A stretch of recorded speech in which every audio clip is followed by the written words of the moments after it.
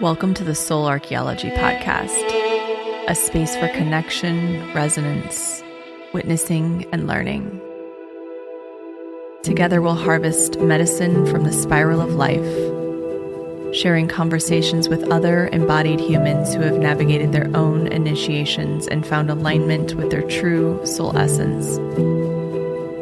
With weekly astrology, energy updates, embodied conversation, and channeled teachings, this is a space for you to land and find resonance with the spiral of your own soul.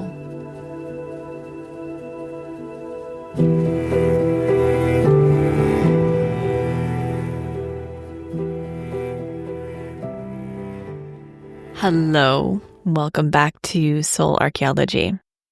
Happy March. This month is set to be one of the most powerful, transformative, intense months of 2025. Maybe even our lifetime. This is one of those months that is just very, very significant, and it holds so much of that liminal energy.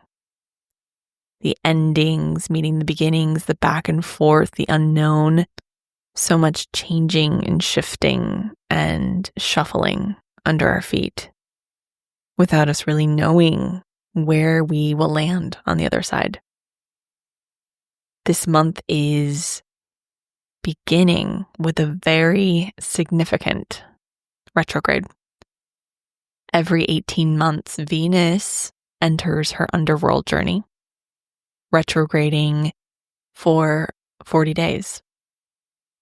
And this retrograde is a little bit longer. It's 43 days, but Venus is deeply symbolic, and she holds so many keys and codes to this incarnation for all of us. On March 1st, she enters her 43-day underworld journey. And we think about 40, many different traditions, as a sacred number. It's the journey of the goddess, of the underworld, of the reclamation of fragmentation, and the activation of inner union. 40 days represent testing periods, periods where we undergo deep challenge and conflict, internal and external, in order to fortify our wholeness within and our union with spirit. Venus is the planet of love, pleasure, relationships, money, self-esteem, confidence, values. It highlights how we give and receive love, how we interact with our value systems, how we value ourselves and others, how we value what we give and receive. It rules our relational framework, the place where we hold information and data from the past that informs our current and future connections. Venus rules Libra and Taurus. And so she has this ability to bridge many different realms. Venus represents the goddess. And as we know, the goddess requires the depth work.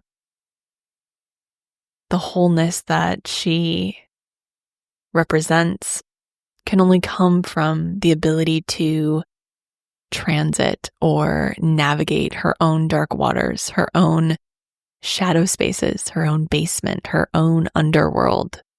And so every 18 months, Venus leaves the evening sky and becomes a morning star.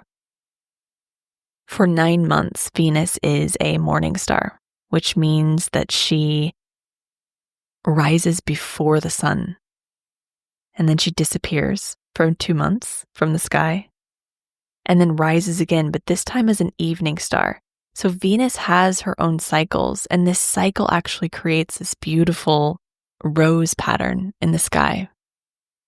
So Venus retrograde is essentially Venus's rebirth. When we think about the birth of Venus, it's the rebirth of the feminine, rebirth of life, it's metamorphosis.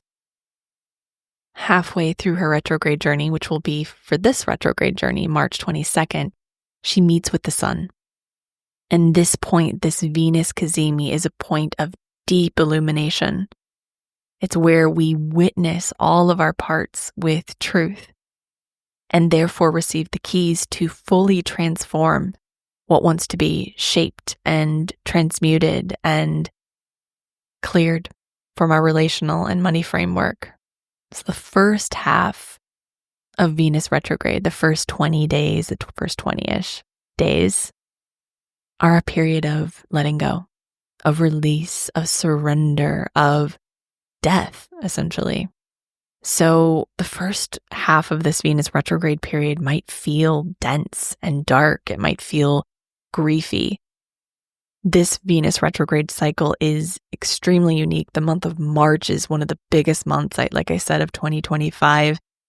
And it's met with not only eclipse season that begins officially on March 14th, but it also is happening or coinciding with a Mercury retrograde as well.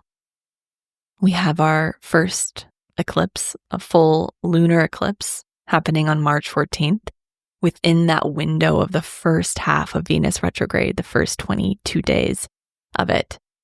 So we will experience over the next 2 weeks so much release, so much shedding, so much coming to the surface that wants to dissolve, let go, and die.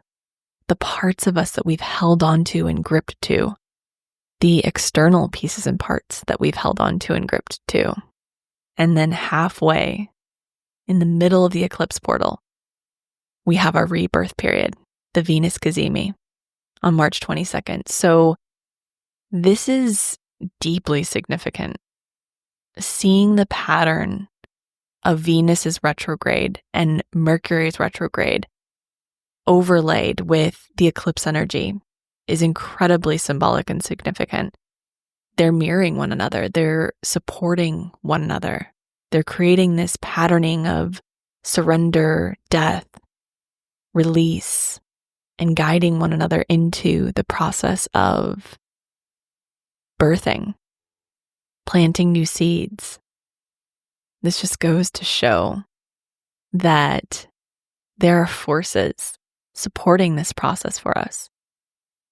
This dance of the planets is not a coincidence. It's a deeply synchronistic and supportive dance to aid our own evolution. And when we can look at these patterns of the planets, even something like Venus and the rose pattern that she creates, moving from an evening star to a morning star, rebirthing herself over and over again, it's reflected within us personally, our own abilities to alchemize, to transmute, to transform, and to shift within our own lives, our own selves, the experiences that are no longer serving. It's through the mirroring of these planetary transits and dances that we can see our own internal power to change what's not working within our lives. So on March 1st, Venus stations retrograde in Aries at 10 degrees. She retrogrades through Aries until March 27th, when she dips back into Pisces and retrogrades back to 24 degrees of Pisces. So she's revisiting some very familiar territory she's been in over the last month. She's going over the North Node point, the Neptune point, even touching Saturn a little bit. I'll get into that in a moment because it's very significant, and this threshold of Pisces and Aries is a deeply significant and important threshold for 2025 and 2026. But the period where she is navigating her retrograde through Aries from 10 degrees back to 0 degrees from March 1st through March 27th is significant. Venus is in its detriment in Aries, which means that it doesn't do well. It's happiest in Libra or Taurus. So when it's in the opposite sign of where it's happiest, its rulership, it falls in its detriment. Aries is a little brash for Venus. It can be reactive, aggressive, frustrated. You might notice that you are holding anger or frustration when Venus navigates Aries. And it's important to note before we move forward that when a planet goes retrograde, it's going into the underworld and the subconscious layers we have connected to the sign and connected to the planet. So Venus will be navigating her underworld journey through Aries and through Pisces, which is going to bring us into our own internal subconscious work, getting into the basement, looking into the boxes, looking into the patterns, the stories, the narratives that we hold connected to Aries and Pisces in our own personal lives, our soul's journey. So look at where you have 10 degrees of Aries and where you have 24 degrees of Pisces in your chart. This is the territory. This is the threshold. This is where the subconscious layers are going to be exposed for you. What houses do these two signs fall within? That's going to be the territory that is examined through this transit. Aries is a cardinal fire sign. It's about action, initiation, creation, identity, the self. It's about self-actualization.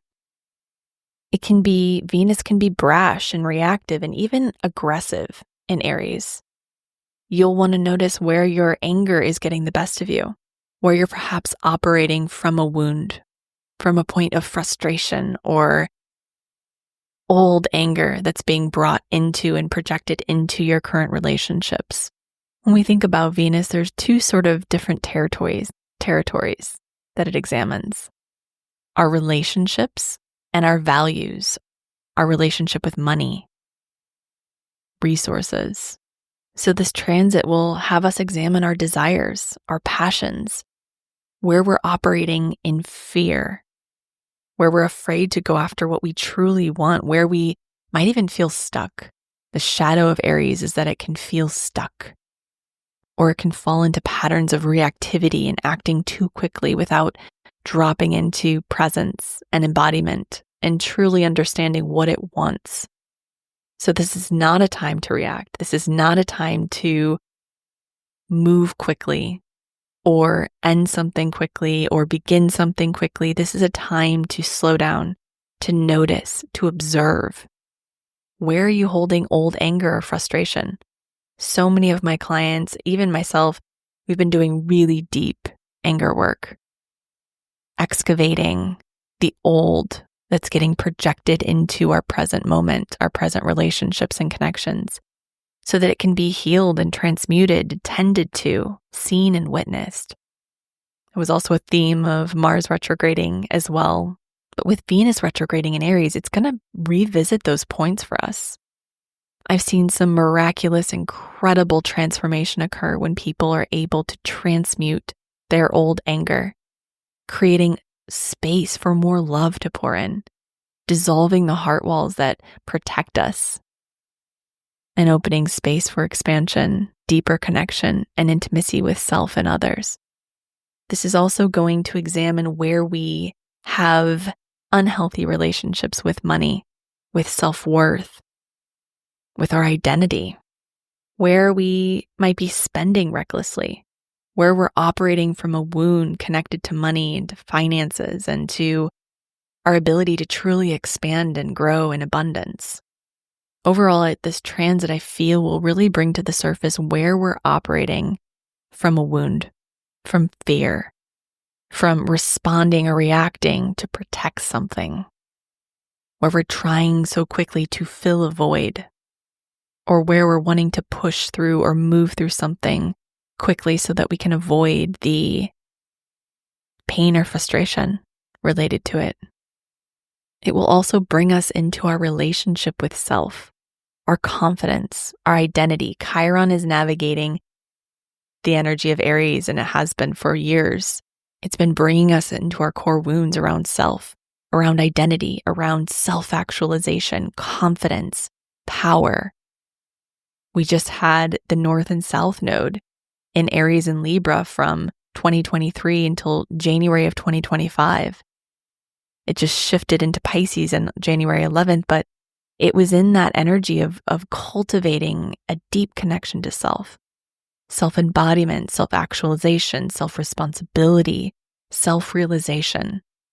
Those themes could be coming back up again that we navigated over the last 2 years. What lies within that space? Is there more work? Is there more embodiment that's needed? Is there more life force and present that wants to flow into that space of your connection to self? Our connection to self forms the foundations for our relationships and the connections to others. And this connection to self is the baseline, the foundation. If we don't have a healthy connection to self, none of our relationships will be healthy.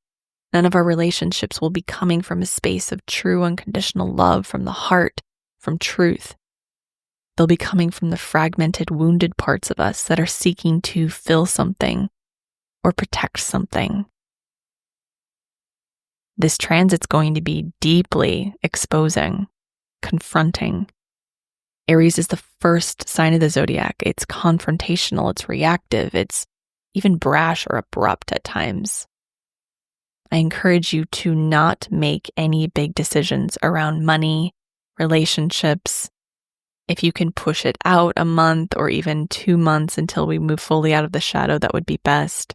This is a time of data collection, of noticing, of self-regulating, of co-regulating, resourcing, going back to the things that are supportive for you that you know actually work so that you can stay within this space of regulation, to witness what's occurring within your life with eyes of truth and honesty rather than wounding.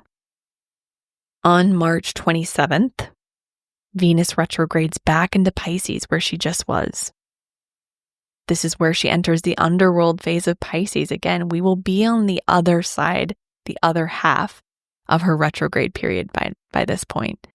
So this is a rebirth opportunity. This is an opportunity to notice where there are pockets of new beginnings emerging, opportunities to grow into deeper love, to expand past your walls of comfort and familiarity within connection, to grow into big love, to find that inner union and the union with another.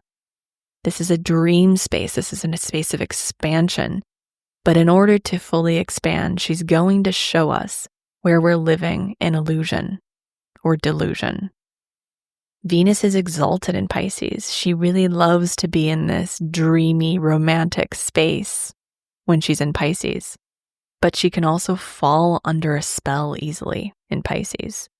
This transit will be exposing where we are maybe falling into illusion, where she can fall under the spell of love, where you are perhaps romanticizing your life, your finances, your relationships.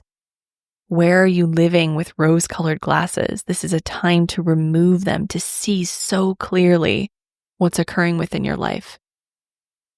Your spending habits, your patterns, your connections.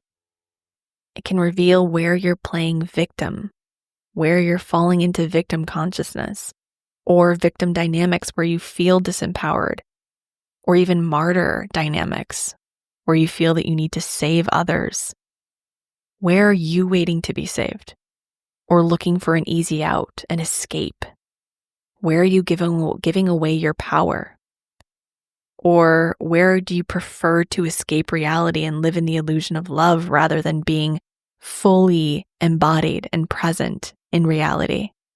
This is a time to actualize, not even just with this Venus retrograde, but with this giant, larger theme that we have of 2025. Actualizing your life, moving out of the illusion, out of the shadows, out of the fog, and into truth. Venus going back and forth from Aries to Pisces and then Pisces to Aries again. It's giving us an opportunity to get very clear and very real with ourselves. Yes, we can create whatever reality we desire. But where are we living in illusion? Expecting that reality to just materialize for us. We have free will and we are the co-creators. We have to move with the universe. We have to choose and align our actions with the highest timeline and the highest frequency. Retrograde periods are deeply revealing. We'll have Venus and Mercury retrograde at the same time. So we're not getting out of this month unscathed. It will be confronting. How do we interact with that confrontation? How do we respond to it? Can we see it? Can we feel safe witnessing ourselves in full, honest truth? Can we accept where we are perpetuating and participating in the same patterns we complain about? This time is the death of victim consciousness, where we reclaim our power and realize that we're beings co-creating with a universal force, that we have free will to decide what our lives look like. This is a time for boundary work, to get super clear on where you begin and another begins. This is energetic and relational boundaries, healthy money habits, moving from delusion to truth. Both of these different phases of Venus's retrograde journey, and really all of March, is a time of reckoning, of moving from delusion and illusion to truth, to reality, to empowerment, to embodiment. Both of these journeys will reveal where we are living from wounding, escaping and coping with our reality, moving from fear, afraid to take the reins of our life in relationship to our connections and to our money framework, how we relate to money. This is a time to reevaluate, to notice, to observe. Trust that Venus is bringing you on this journey, reviewing and looking over your relational and financial framework, auditing your relationships and your money patterns that are no longer supportive, and how you're participating in them. Remember, this journey is about your own underworld. You will be brought there this month. Thankfully, we have these karmic storms, these eclipses coming in to support our realignment. So a lot of what will happen this month is fated. We might not have control over what's leaving and what's coming in, but it's important that we remember our own personal free will and our ability to co-create our reality with the universe. It's also important to note that this is not a time to make big decisions or make big changes. This is a time to gather information, to take note, to remember, to journal, to lay out the patterns clearly so that you can see what's occurring and make plans to change it on the other side. Like I said, Venus's journey is overlaying a major threshold that we're navigating, a theme that we're navigating in 2025 and 2026, which is the crossing from Pisces to Aries. And this threshold point is the point of creation. We have Neptune moving into Aries at the end of this month. Saturn will follow. We have the North Node in Pisces moving from Aries to Pisces in January.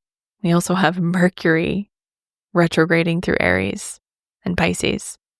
This is where we initiate, where we actualize our lives. The next timeline is birthing through this portal. This retrograde time and this eclipse season in March is an opportunity to clear the old and evaluate what you're carrying with you through and into the next chapter. When I go through these periods, I oftentimes think about a backpacking trip. What do you want to carry with you? What's essential? What is helpful? What is supportive of your journey? And what is not essential? What is too heavy to carry? What is impractical? This is one of those big reckoning periods where we have to make a choice. We have to decide. We have to co-create and choose to respond from a place of empowerment or victimhood. This is a time to expect the unexpected, to ride the waves, and to begin making plans for how you're going to create a new life. We're seeing the old dissolve around us. We have to begin letting go of how things have been and let the old systems die in order to reclaim our life force, reclaim our power, and build new ones. If we're exerting all of our energy, gripping to the way things have been, gripping to the old, I talked about this a lot in the last episode, we lose our ability to create the new because we're so focused on what we're losing. Now, this doesn't mean that we shouldn't tend to the grief and to the essential and beautiful emotions that are woven into the death phase. It just means that we need to understand intimately when it's time to let go. This is a deeply creative point. The 0 point of Aries is the creation point. We're going back and forwards over this point all year in different ways. What are we creating? Each and every choice we make is a choice to create something. Are we creating from the old programs, the old wounds, the old stories, the old soil? Or are we creating from a new place of potential, of opportunity, of expansion, of joy, abundance, and pleasure? So let this underworld journey have its way with you. Let it ripen, transform, and transmute what wants to come through and be birthed through you. I'll be going over this information more in depth during the Eclipse Portal Workshop on March 9th at 10 a.m. Pacific. It is via Zoom, so we'll be diving deep into this Venus retrograde energy, Mars retrograde energy, both of the eclipses and the time in between, and how we can really work with the energy of March to embody our highest potential and our highest timeline.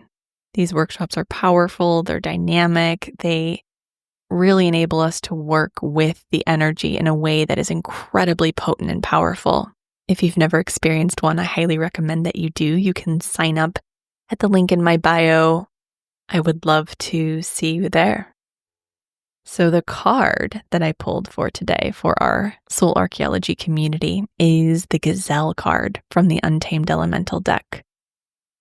And it's all about a change of direction. It says, Gazelle dances across the continental horizon, alert, light of foot, and vibrating with unopposed grace. His beauty is a spell cast upon the world. He approaches with vigilance and is protected by the safety of the herd. As one, they strive with confidence and bravery, surviving via telepathic, innate communication. Gazelle's capacity for an imaginative improvisation allows him to outsmart and outrun his predators. His name comes from the Arabic word gazal, meaning love poem. And this light and fast animal is drawn to you when it's time to change direction. When manifesting a desired outcome, there are phases when progress is slow or altogether absent. Gazelle suggests that sometimes a solution comes through a sudden shift in perspective. A fresh and even drastically changed outlook offers great inspiration. Move decisively in a new direction, and you have the opportunity to fall back in love with your original vision. Gazelle is a love poem, spontaneous and full of heart. As you begin to embody these qualities, there is room for unimagined possibilities to emerge. When it's balanced, you feel flexible in your process, agile. When it's imbalanced, you feel stagnant, lethargic, listless, or indecisive. To bring into balance, write a love poem to your vision. I love this, as retrograde opportunities provide a beautiful space for us to envision, to get clear, and to notice what's beneath the surface. Thank you so much for being here. As always, thank you for listening, sharing your participation, sharing on social media, sharing with friends and family, someone who you think would benefit from this episode, I always deeply, deeply appreciate you being here. Have a beautiful week.